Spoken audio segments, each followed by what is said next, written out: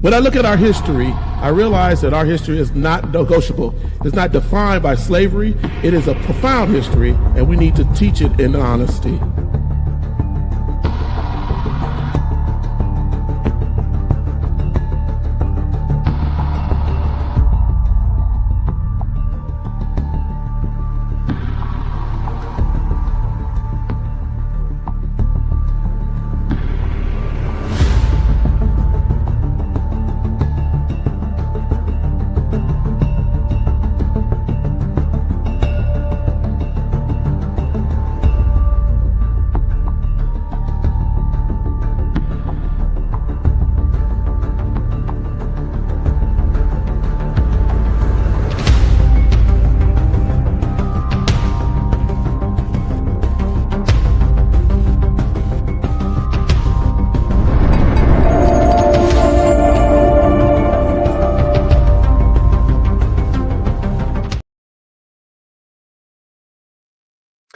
Good evening, ladies and gentlemen. Welcome to the Erudition Network. My name is Eddie Phillips.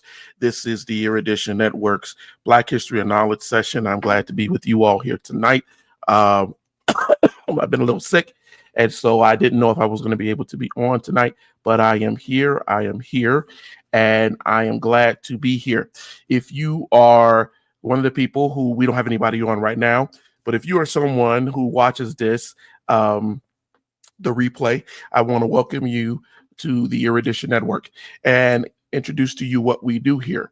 The Erudition Network, what we do here is we're dedicated, well, one of the things that we do here is dedicated to providing hidden Black history and creating a conversation about it. I am the host, Eddie K. Phillips. I am a public historian.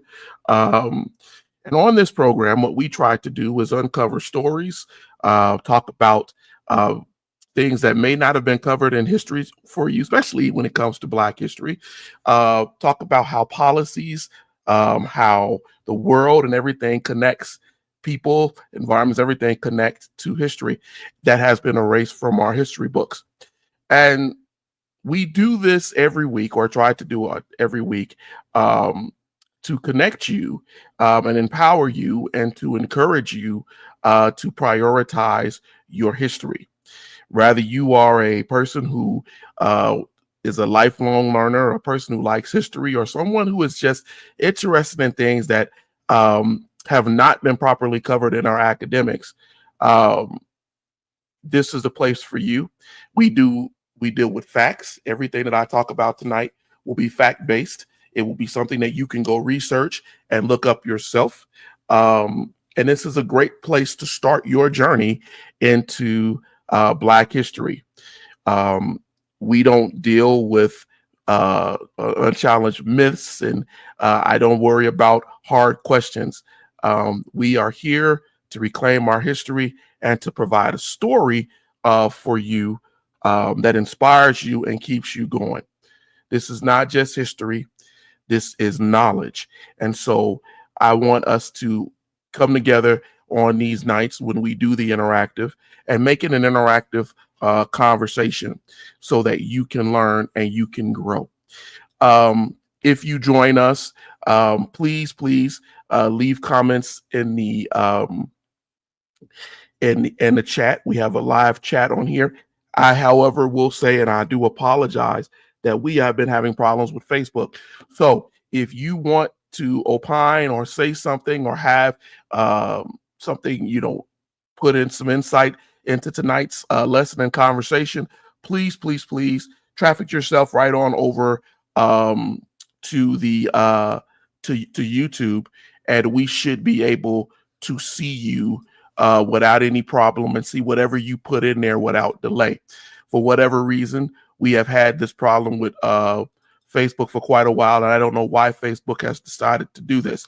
If you don't know where to go for Erudition Network's info, I'd ask you to go into your Google and type in info@eruditionnetwork.com. If info, or just type info@eruditionnetwork. If you type that or the Erudition Network all together, you will be able to see many of the things that the network provides, and ways to contact us via social media, our website, and everything else. All right, I want that put that out there for you who are trying to reach us and trying to give us your thoughts on our programming and the things that we do. So please, please, please do that. Very simply, go in and try and type info at Erudition Network. All right.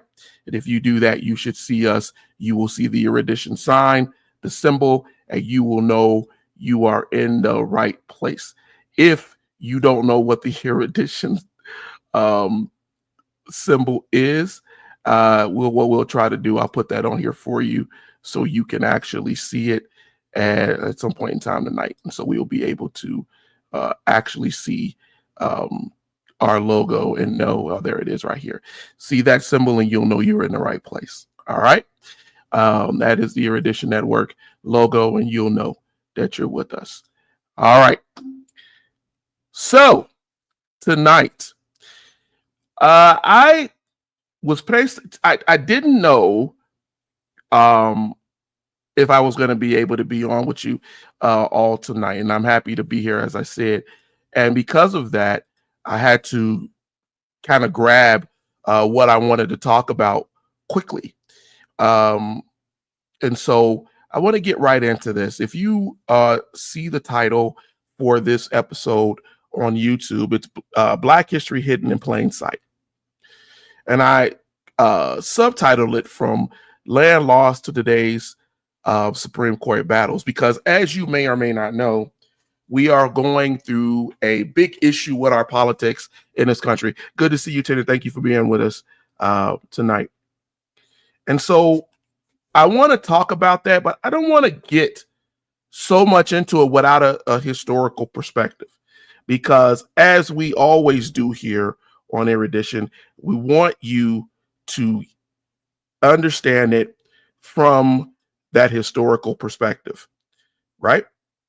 In case I missed some of you all's comments, I'm now doing this new thing for StreamYard and over in the corner, so you may see some of the chat stuff here, and it kind of informs me that you are out here talking. But I want to know who's with us tonight, so please, please, please just give a quick shout out in the comments. If you just say, hey, I'm here, that's fine. A lot of times people don't like to do the interactive with me because as far as going back and forth, and that's fine. If you're here just to listen, that's fine too. But I want to know that you're here and know that you're with us and know that you're getting something from this program. Okay. So please do that. But I want to get into this, right? Because we have very limited amount of time. When we talk about Black history, sometimes I think we get into the niche of thinking that it's one thing, and it's many different perspectives, and there are many different things that affect us. And because of that, we have to approach it with a very, very fact-based and truthful manner.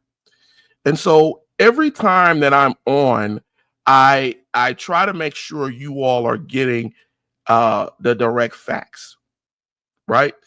Tonight, we're going to dive into some Black history. We're going to unearth some stories. We're going to connect on some struggles that went on, and maybe a couple of triumphs and things too. But I want to engage you. I want you to understand why we're doing this. This is not just an audience thing. I want you to have thought-provoking questions. I want you to think about, right? There are certain things that we know about our history. You know, the fact that the White House and the U.S. Capitol were built by enslaved Africans. And those are known facts.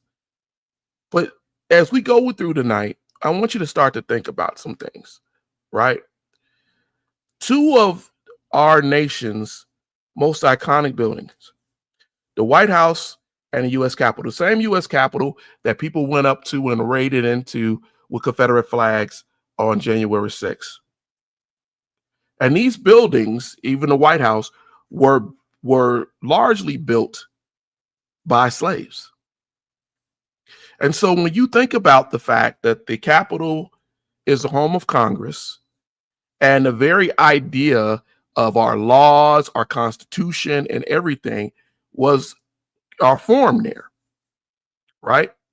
It was erected, however, by people who were denied their freedom. And I'm making this point for a reason tonight, because there's a paradox here. Because that is the heart of where we are. And sometimes we forget that we have an investiture in our nation's history, as well as within Black history. And I'm not bringing this up, I'm not saying this to say that there are just white people who dislike us and they vote against us and they do things against us. But I want you to understand something that I've been saying for quite some months now.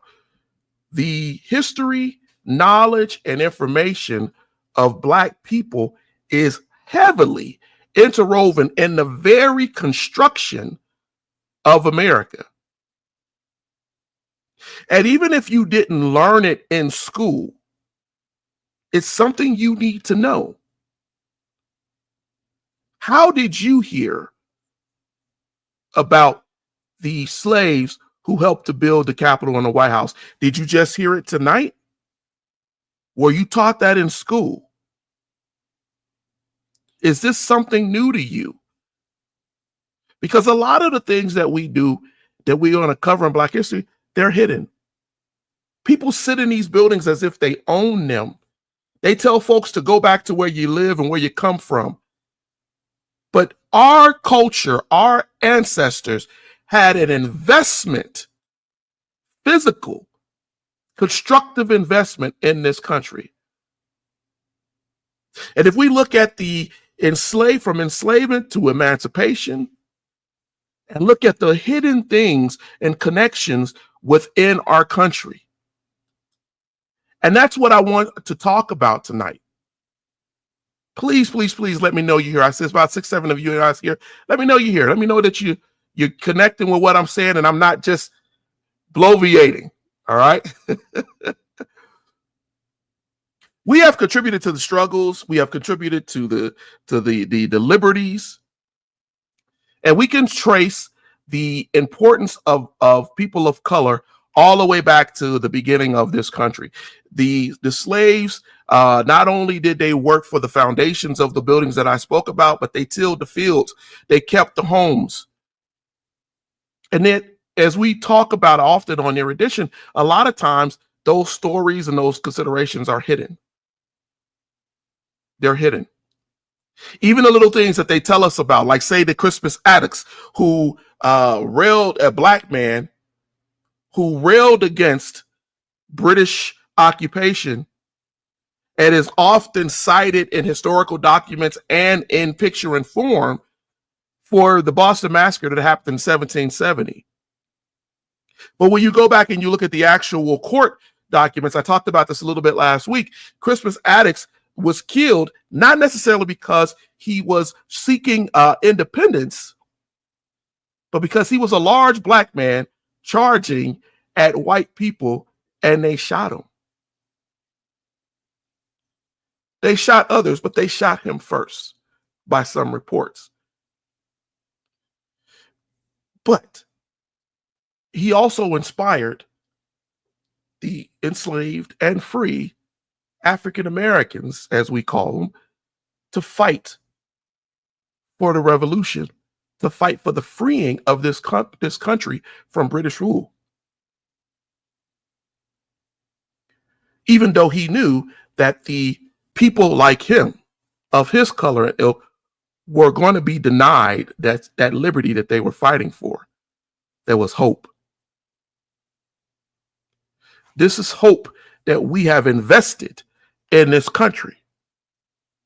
If we move forward to the Civil War, which some would say is a turning point of this country, some would say put this country on the trajectory that it is on.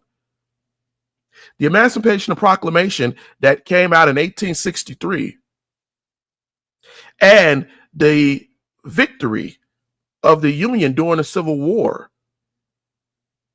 which Lincoln called the new birth of freedom, which we used Juneteenth, which passed a couple of days ago, as an example, that on June 19th, 1865, was supposed to mark the last enslaved people in the country to be free.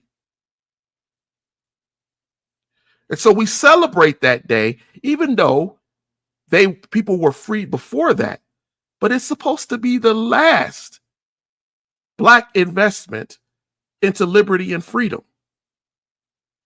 That is why we have said we were going to commemorate that day and recognize that day as a federal holiday. Even though some politicians told us that there are way too many holidays on that day of Juneteenth. But I want you to consider something. How long did it take people to recognize Juneteenth as a holiday? How long does it take people to recognize Black contribution in this world, in our country? Think about that as we go further tonight. This investment, this hidden threads that connect us. See, because freedom, liberty, democracy, the things that W.B. Du Bois called the gifts of Black folks, it never guaranteed that you would be prosperous. It never guaranteed that people would treat you equally. You know, when you look after the Civil War, the U.S. government and philanthropists, rich people on the North, set up the Freedman Savings Bank. This happened in 1865, and this is a little bit known history. And its goal, what they established it for, was to help freed people build wealth. This bank was designed to help Black families who were finding each other and reconnecting with each other, that they could take money and invest it, hard-earned money, as they were trying and starting out, into this bank, which was started with 37 branches. By estimates and historical estimates, at the establishment of the Freedman Saving Bank, at its height, it had $80 million in today's dollars. And what happened when we talk about reparations? White investors stole the money. And when the bank collapsed in 1874, that robbery stole money from tens of thousands of Black towns, churches, people. And when you hear your great-grandmother or someone say that they had to bury their money in a field, hide it under a mattress, we are told that Blacks had nothing. But the legacy of the Freedmen's Savings Bank tells you that it did. They promised us a lot of things, our ancestors a lot of things after the Civil War. And though they stole that money with no one being held accountable, how would you feel if all of the money that you had, the entire community's bank accounts and money in the churches, was stolen with no one held accountable? The government and the system allowing it to happen in a country you helped to build. And those ripples, those issues still face us today. We can't trust. And so while we scream for reparations, accountability, many white Americans have no idea. You may not have known it tonight either about the Freedman Saving Bank or it being wiped out in 1874 as the failure of Reconstruction. And how many communities had to rebuild.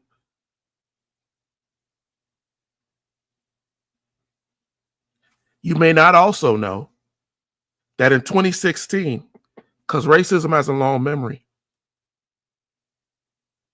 the U.S. Treasury Department named a building in D.C., go look it up, the Freedom's Bank building, to remember the Freedom Saving Bank, while they don't give you reparations. And you may not have heard about it until tonight. Ask yourself, why is that story not told? In the same conversation where we have a conversation about reparations, why is that story never told? Ask yourself that. Somebody put in a comment, what are your thoughts on that? But it's true. There are many things, again, the ripples and the connections and how we connect to the financial, the building of this country. Tonight, we're going to uncover some of those things. And I tried to sit down today and come up with things that I want you to know that are factual. The time of Reconstruction from 1865 to roughly 1877, where this country was trying to rebuild after the Civil War, there were estimated 4 to 5 million Black Americans, now considered citizens. We had a president this week get on and say that the Naturalized Citizen Act came because of former slaves. But he doesn't look at how even they were being denied. Even though we had great triumphs, everybody should know about Hiram Revels, right? Of Mississippi. He's the first African-American U.S. Senator. He was elected in 1870. There are pictures of him, and I'm sure to some extent, at least I hope, some of you have learned about him. He took a seat that was held by the Confederates before, slave owners. In particular, he took the seat that was held by Jefferson Davis. And if you don't know who Jefferson Davis is, let me quickly tell you, he was the president of the Confederacy. Revels took the seat from the man who would be the president of the Confederacy. And when he walked in, there were applause, because this was during a time after the Civil War where people wanted to honor those Black people who were stepping up to show that everybody wasn't as ignorant as they had made them out to be. It was an idea of change. And unfortunately, Revels was really only able to serve a very short time. Some estimate just about a year. But he was committed to showcasing how our culture, our people should be treated equally. It is amazing to consider that during Reconstruction, about 2,000 men held public office in the South because Ulysses S. Grant sent federal troops down to enforce the law and to protect the people there. They held positions as sheriffs, as people in Congress, local government. They helped to rebuild the South. Let me say that again. They helped to rebuild the South that had been destroyed. People's land and cities that had been destroyed because they advocated for slavery. And these same Black men went in who just a year or three before had been told they were property to rebuild. Go look up Robert Smalls of South Carolina, a state that was early in succeeding. But this is what it was. This is what it was. Robert Smalls' story is amazing. I will not get into it tonight. I challenge you tonight to go look it up and what he did during the war and after the war. He is an inspiring figure from Black history that many of us do not even learn about. There have been attempts to make movies about his life because it was so amazing, the things that Robert Smalls did.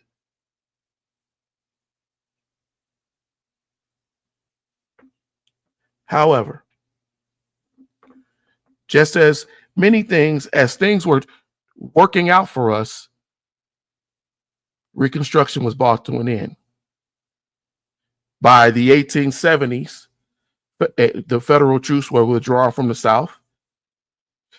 White supremacist groups like the KKK and others fought against the local governments, swiftly removed Black people from power and from places of leadership.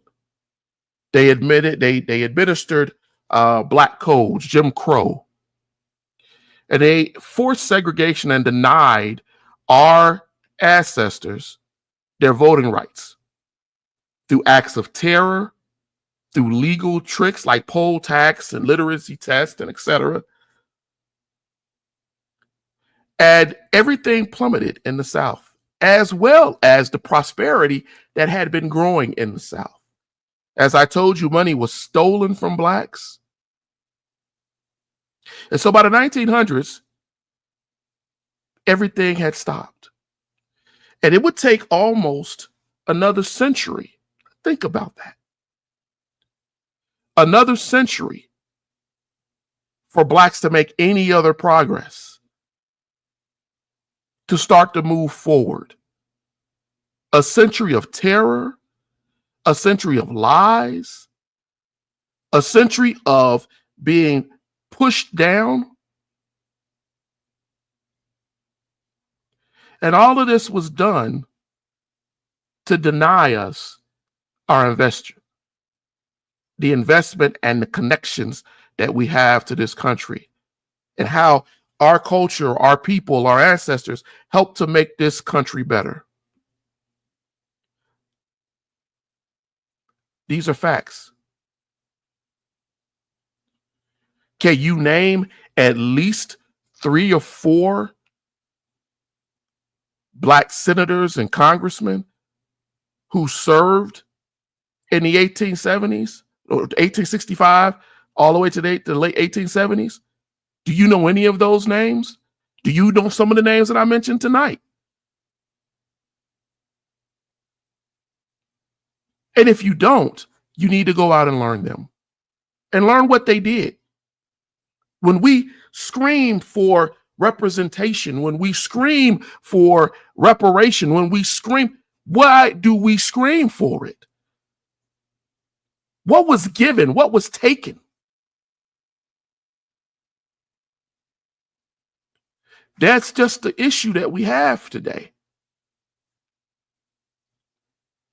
And if you understand if you can understand that even if we were to name all of the black senators in history, this is a horrible statistic. We've only had, in the existence of this country, 11 black U.S. senators in the history of this country. Because political power is precious and it's often taken. That's why you can look at Congress and don't see a lot of our representation.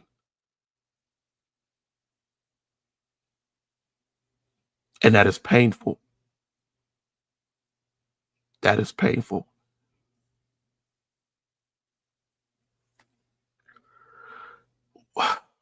Anybody got any comments? You guys are real quiet tonight. You're quiet. And I know sometimes folks, they go through YouTube, they see that I'm on and they'll see it and they will look and then they'll just go away. Or if they do have something, they'll send me a message later. And I deal with so many people getting on and say, you're a lie. And then they can't prove me wrong. Because just because I'm a public historian, I'm not one of those ones who stand out there or get on TikTok and different things and just give you non-factual information. I give you the truth, the fact. Tonight, as we go through this and we're trying to connect these connections, because I just listed a whole bunch of people.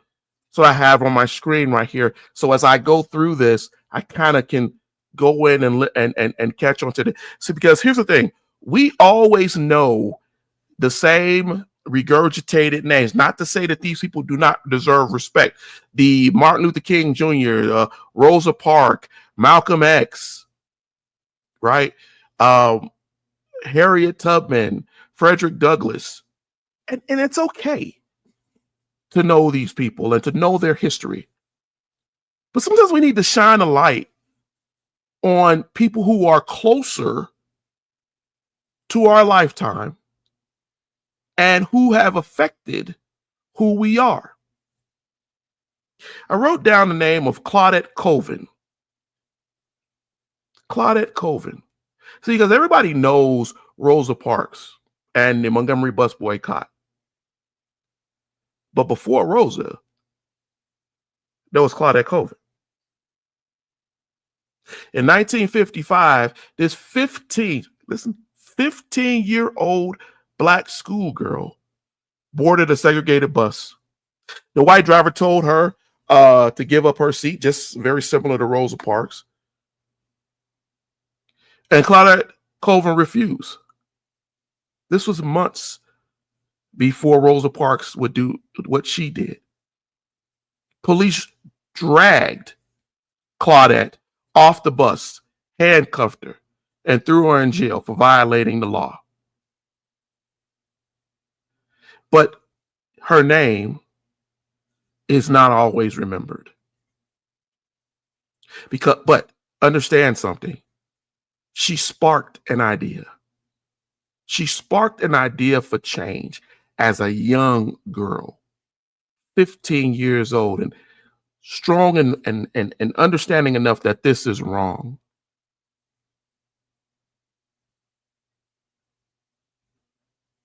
Why was Claudette not used? Because Claudette got pregnant out of wedlock. And because they didn't see her as a sympathetic figure, they set the situation for Rosa Parks, an adult, middle class, well-fashioned. And unfortunately, we, even today, push people aside because they're young or they don't fit the mold. But Claudette is another investment into what we do. She also filed suit, and it went to the Supreme Court. And she was part of that case that struck down bus segregation. But we don't really talk about her. While we all celebrate Rosa Parks, and that's great, we should also talk about this 15-year-old girl who pioneered the idea of civil disobedience, who stood her ground and said she would not. And that led to the 381-day Montgomery bus boycott that changed the way things were done and started this whole modern civil rights movement. It's just so important. But we don't look at this. Recently, there was a movie put out, a show, actually a series, on a man named Bass Reeves. Bass Reeves is often called the real Lone Ranger. He's a real life black lawman who had been a former slave. And he went and he caught criminals and made a mark on history. It's another man that we don't talk about. Bayard Rustin, because he was gay. People often leave him out of the subject. But without Bayard Rustin, there would have been no March on Washington. Without Bayard Rustin, there would not be an inspiration for Dr. King to take his message nationally. And these names and these investments in our culture, in our history, and who we are so important, but names are not known.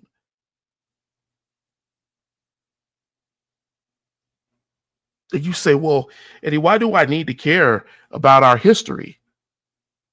I heard one of these these moronic what do they call them? Content creators made the statement that we don't need to know our history. That doesn't feed us. And it's foolish. I want you to consider if there had been no civil rights movement from the 1950s to the early 1970s. Say that had never happened. Where would we be today? Would you be able to make that comment? Would some of our ancestors be still fighting, or our people would we be fighting for basic admissions in the law to allow us to live as full-fledged citizens? Oh, we still would have problems. But before those days, you could kill a black man, a woman, or a child without really being held accountable. Without the 1964 Civil Rights Act or the 1965 Voting Rights Act, which finally, supposedly outlawed segregation and protected your right to vote. A right that had been denied and restricted and pushed aside since the fall of Reconstruction.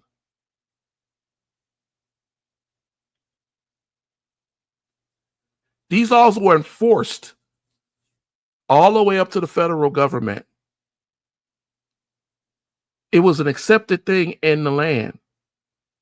And so the Civil Rights Act of 1964 and the Voting Rights Act of 1965 were really just staples to go in and say, follow the Constitution. It allowed us to vote in black congressional figures. In the South alone, right, the numbers jumped. And we were able to vote in representation that looked like us. that came from our communities. Someone asked me not too long ago, when was the Congressional Black Caucus founded and what was the purpose? We don't have a white caucus. But they forget that the Congressional Black Caucus was formed in 1971 by 13 Black members of Congress as a reestablishment of Blacks being in Congress that had been denied for almost 100 years, just about 100 years.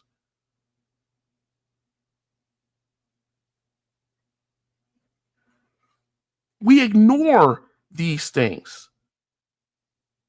We ignore the importance of Brown versus the Board of Education. We ignore how Thurgood Marshall won Brown, and 29 of the 32 cases he argued before the Supreme Court. He was so important in getting the law on the side of Black people and holding people accountable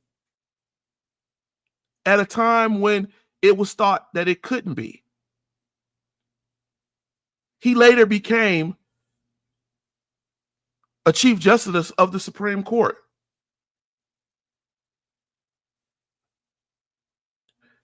Thurgood Marshall championed and believed in equality and civil rights, and he served on that court for 24 years. He fought Jim Crow in the South. He was threatened and he was almost killed several times. But he stayed faithful. Let's come forward. Let's look at today's court. We now have Justice Ketanji Brown, and we have a Latino. We have people on the court that are not just white faces. And though we have Clarence Thomas, who took Thurgood Marshall's seat,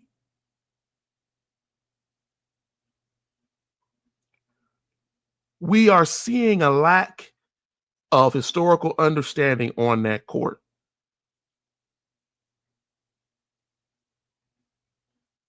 The things that Thurgood Marshall stood for, Clarence Thomas does not. In 2023, the Supreme Court made a landmark ruling to end affirmative action in college admissions. Clarence Thomas was one of the people who pushed this and had for years said it should be gone. And it's effectively rolled back policies that had been in place only since the 1960s, some of which Thomas had benefited from. And these were designed, right, not to push people, Black people or people of color above whites. It was designed to level the field. Right? To level the field.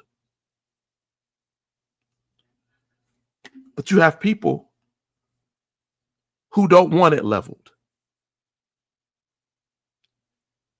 Thomas went along with those who claimed that Blacks were leapfrogging them. We are now in a point where we went from desegregation and inclusion, which is what affirmative action was brought into place for, to now lying about how we want things to be done by merit. The same things that were said before desegregation. And it's leading us down a path of destruction. If you look at the Voting Rights Act of 1965, that law was something that people bled and died for, literally. And all it really did was enforce the 15th Amendment's promise that citizens of color, sex, and creed could be able to vote. It challenged the discrimination that was going on in the 60s. However, the Supreme Court, led by the conservative majority, which is a betrayal of the legacy of people like Thurgood Marshall, in the Shelby County versus Holder case, they gutted the precurrence formula for the Voting Rights Act of 1965. They said it was outdated. And right after that, several states enacted strict voting ID laws to disenfranchise blacks again, just like the poll taxes, just like the restrictions put on people. And they did that knowing that it would happen.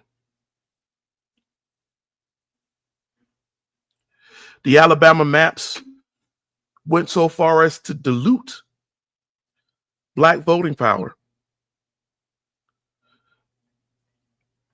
They gerrymandered and they drew up second majority black districts. They did all of this to go back to a 1960s, late 1950s mentality, so that the representation that we were seeing in the government, for the person who asked me, why do we have a Congressional Black Caucus? So that the representation could be minimized. And though we've come a long way since just having Hiram Revels as a senator, and though we can look over the whole of Congress and realize that we now have, as of 2025, a record 67 people who have served in the U.S. Congress. It's the highest number in history, in American history. But then let's look at it and ask ourselves, how does that work when they're rolling back these things? And when we look at it, that only represents about 12% of Congress. And that 12% only represents roughly 14% of black people who populate the United States. A fight is being waged to push black folks out. If the Congressional Black Caucus wants to call itself the conscience of Congress, the conscience of Congress, but there are so few of them. It is ludicrous in 2025 that we're fighting for representation. People said when Barack Obama was elected president, well, that's representation. And they forget the burning of Obama's effigy in front of the Capitol. They forget how many people were willing to call him by Barack Hussein and emphasize the Hussein Obama. They forget the xenophobia. They forget the racial symbolism. They forget all of these things as we rewrite history. And today, as our policies are going more and more backwards, while we're saying that we're anti-CRT, while we're saying that we're anti-DEI, while we're saying all of these things, we don't look back. We don't look at the investment.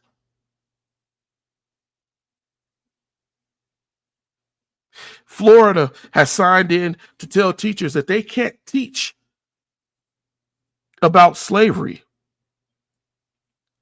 They can't teach the 13th Amendment ending slavery. And if the kids ask too many questions about what the amendment means, they have to follow a certain answer. They can't acknowledge the horrors of slavery and why that amendment was needed. They can't do that because the state has put on a gag rule and told them that they cannot.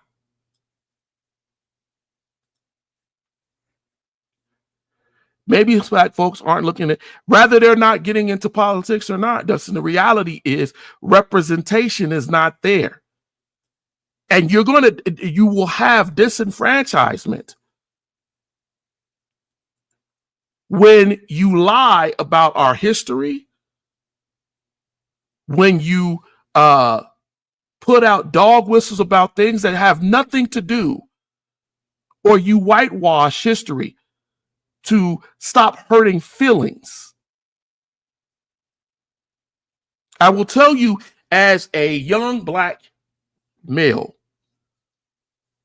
and I wrote this in my book, realizing that the first time you see Black people in a history book is in chains.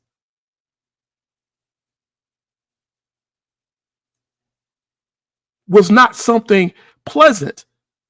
And then what do kids do? They don't really know. So what they do is they start to make fun of that. And so we perpetuate a racist mentality. This is why we're having school kids having slave auctions in school. This is why we keep having racial issues with even some of our young kids, our young people. Both ways, because we're not teaching facts. These are issues. The very fact that we have to defend, right, who's teaching Black history and how it's being taught shows why why this is important, that I do this once a week, but also shows how negative our teaching has become. We don't teach like people teach overseas. We lie. And so when people are exposed to it who would have liked to learn it, they're shocked. And then they're hurt because they've watched things happen.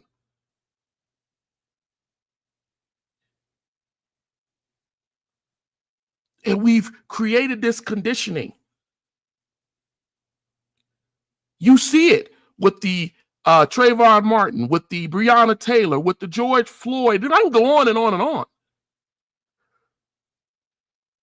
When you can't follow the humanity of a person, and so only thing you do is see the brutality or what you perceive to be the wrongness of that person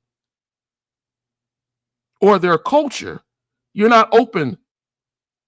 You're not open to understanding. I'm saying that the interest in politics could affect the lower ratio in politics. Here's the thing. I think anybody should be allowed to serve in Congress. That's not what I'm saying. But what I do believe is that as a historian and looking at how it has worked, it's a great book by Bill Hutchison called History of Failures, Presidential History of Failures. You should look that up online. And he talks about it. The century or so of how things were promised and things were done, and then people were held down because once you start to establish power, you go and you look at the Black and Tan movement, whites and Blacks joining together in the South. Most people don't have any idea that there was a party, the Black and Tans, and Republican. And then go look at what happened when the Lily White movement came in and the Klan came in. Go look at presidents like Herbert Hoover, who helped us to go into the Depression and then told everybody, help yourself. He was part of that lily white movement and watched as blacks were being murdered who were trying to survive during the time of the Depression, just like anyone else.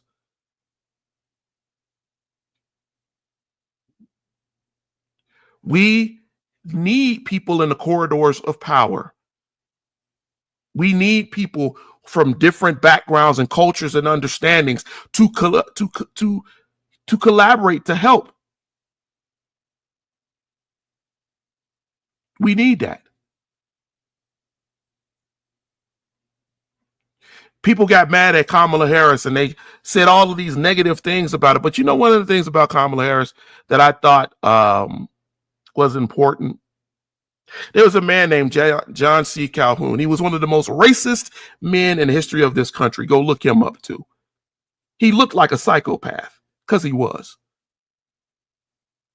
He was a defender of slavery. He was a unavowed Confederate.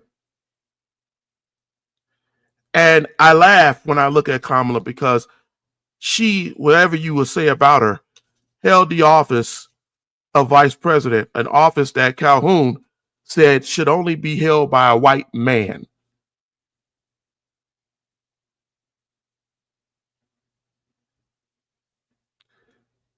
All of these things are important.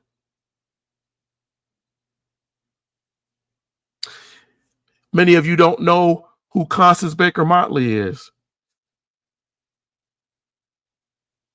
Constance Baker Motley, before Ketanji Brown, Constance Baker Motley was a force in the civil rights movement. Her name has slipped into the annals of history, and many of you don't know, but she was nearly a Supreme Court justice too. She was nominated in the 70s. And it took until 2000s. We invest in this country. And if you look at the history of it, we've invested so much that is not given respect in this country. Rather it be the service, serving in the military, rather it be building cities. Benjamin Banneker going in and redoing the plans for Washington, D.C.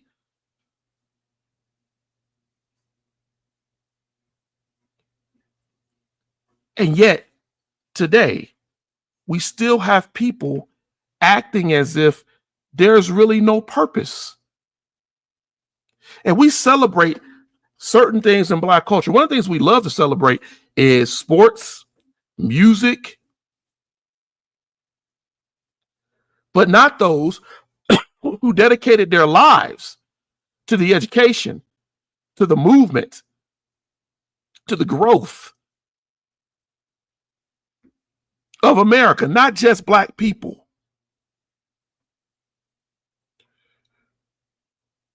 You can tell me your favorite hip hop artist, but you could not tell me who Constance Baker Motley, if you can't tell me if you saw her face, who she was and why she was important.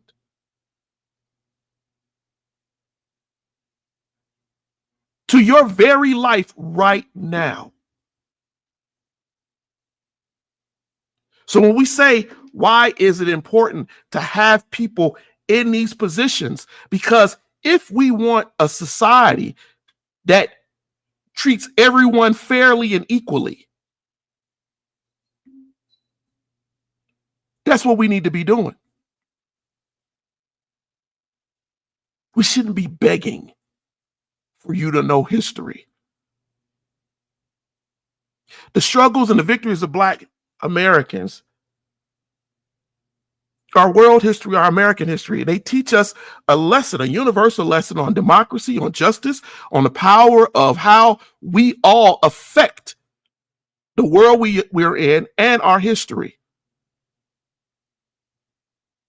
When you see a report about an issue in voting rights, when you see an issue about the Supreme Court making a decision on affirmative action, or an argument over how school history is taught, or an argument on who is a citizen, you should recognize this as an issue in not only Black history, but in history itself.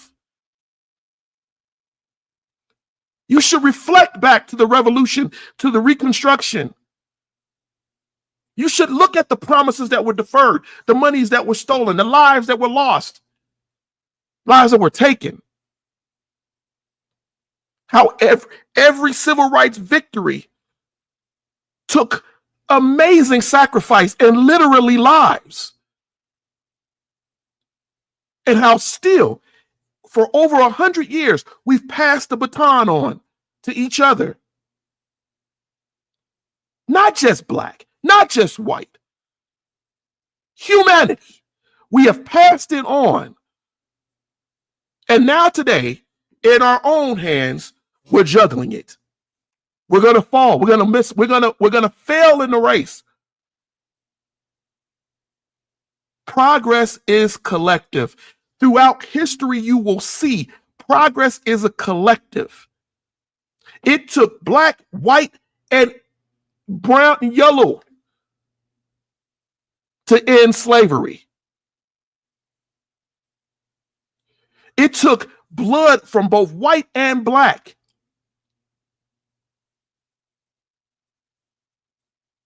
It took all of that to stop the sacrifices and the horrors of slavery.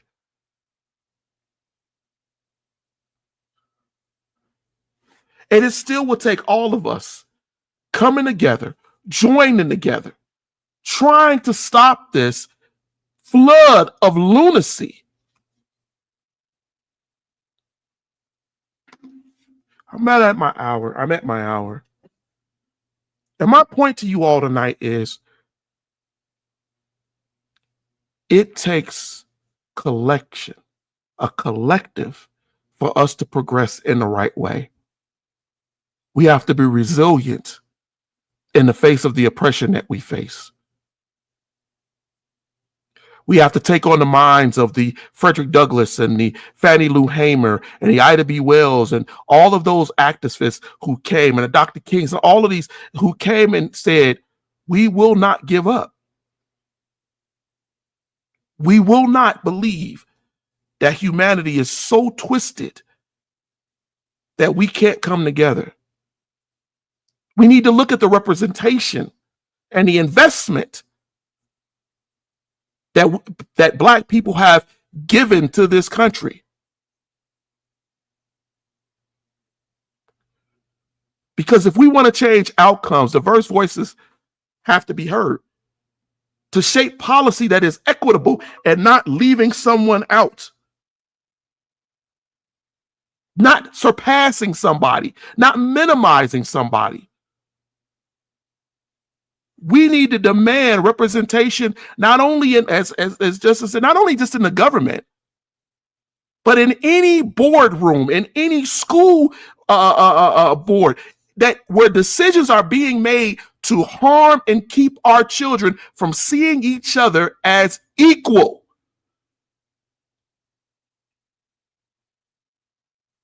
We have to know our history so that we stay informed, so when we vote, we're not just throwing it away. We need to remember people like Medgar Evers, Reverend James Reed, people who sacrificed.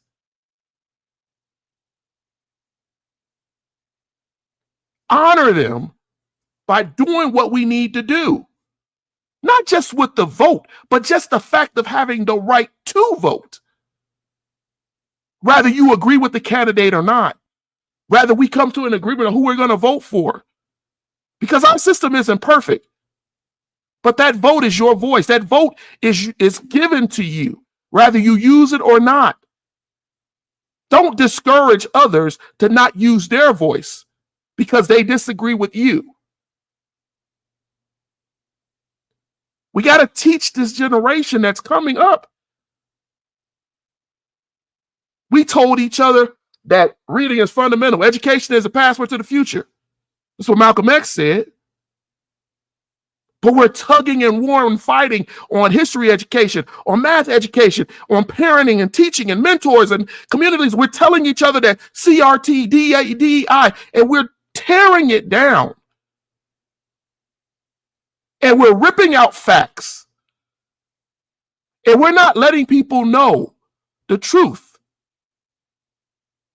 We're coming up with divisive concepts and lies and fallacy.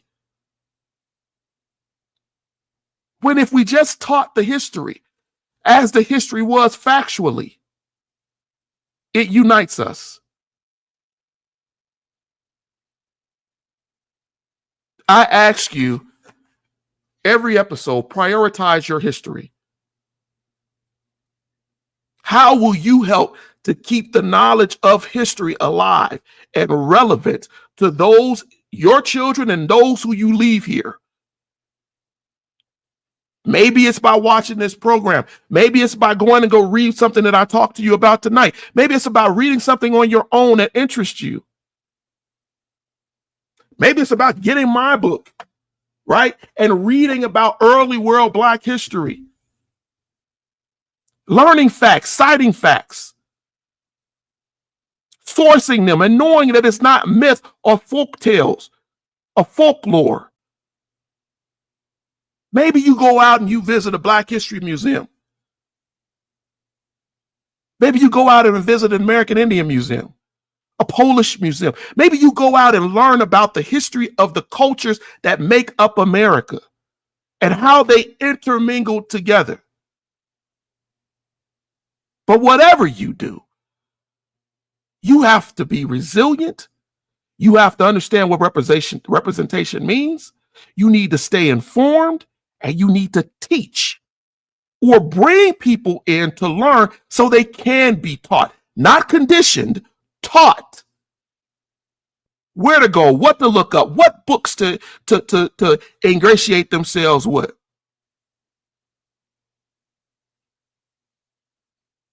Understand why the history of slavery should be taught in its truth. Understand why Billie Holiday sang that song, Strange Fruit.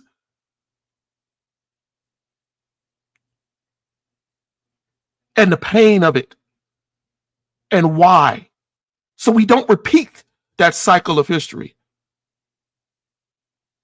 Don't just learn the latest Beyonce song. Know your history.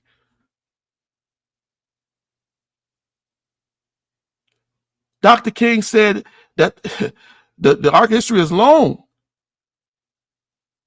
It's long. But it will teach you. I will end this with something. I put it down here from Maya Angelou. And it resounds with me when I think about history, because she said, "You may write me down in history with your bitter, twisted lies, but still like dust, I'll rise." And what she meant by that is you can lie, you can revision, you can pretend that history means nothing, but it will not stay hidden.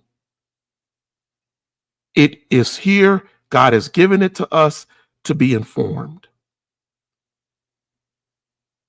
Black history is a story of people who, though pushed down, no matter who they are, they got up again and again and again and again and fought the odds, and those who tried to inspire others to do better. I hope you got something from tonight's episode. I hope you understood where I was coming from. If you want to be a help to the Erudition Network, I did not put the banner on here tonight.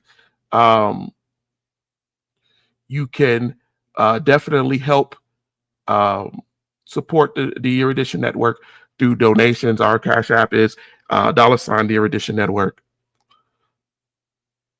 Anything and everything you do is appreciated. But if you do nothing else tonight, but you share this program, I'd be highly appreciative. Help us grow this network. Go to our website. You see flashing on the screen next to me, www.eruditionnetwork.com. Get on there. Look and see what's on there. Follow us on Facebook. Subscribe to us on YouTube. Let's grow together. Let's learn together. For all of you who joined us tonight and stayed with us to the end, I thank you. I hope that you got something tonight from this episode. There was not too many comments. Dustin, I appreciate yours. Tate, I appreciate yours. I don't know what this one comment is, but I appreciate all of you who joined us tonight. And if you're one of those who are watching the replay on YouTube, please, if you have a question, drop it in the chat, in the remarks. I promise you we will answer you. We try to do that. But you all stay blessed, and God willing, I will be able to see you again next week as we go further and further into history and learning the significance of Black history throughout the world. You all be blessed, and thank you again for joining us.